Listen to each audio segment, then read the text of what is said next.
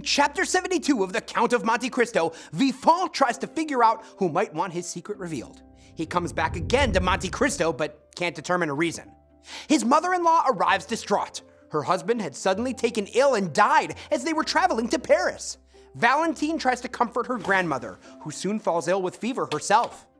She insists that the marriage between Valentine and Franz should take place as soon as possible.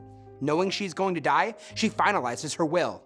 In Chapter 73 of the Count of Monte Cristo, Maximilian persuades Valentine to marry him and run away together. They arrange to meet at a gate at 8:45.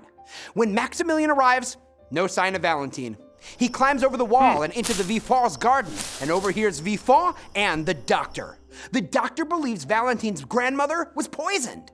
Valentine is the beneficiary of her grandmother's will, but Villefort refuses to believe she could be responsible.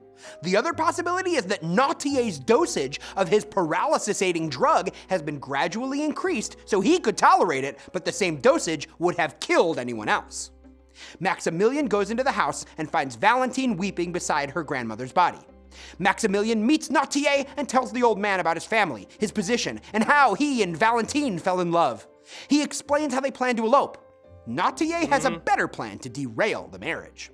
In Chapter 74 of the Count of Monte Cristo, 2 days later after the funeral, Villefort asks Franz to return to the house with him to sign the marriage contract immediately.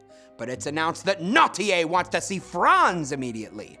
In Chapter 75 of the Count of Monte Cristo, at Nautier's direction, Franz reads a document that Valentine retrieves from a secret compartment in Nautier's desk that recounts what happened when Franz's father, General Canel d'Épinay, was killed.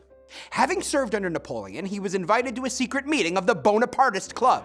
He had just been made a baron by King Louis XVIII and refused to join the Bonapartists.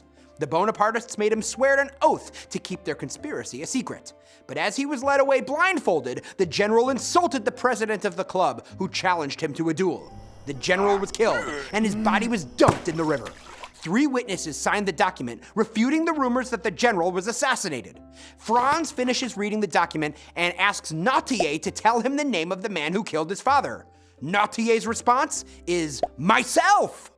In Chapter 76 of the Count of Monte Cristo learns that Danglars has lost even more money, and that Franz is no longer engaged to Valentine.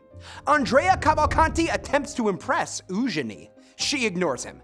Albert de Morcerf arrives and seems indifferent when he's told Eugenie and Andrea are singing a duet in the study. Danglars hints that he'd rather have Eugenie marry Cavalcanti because he's wealthy.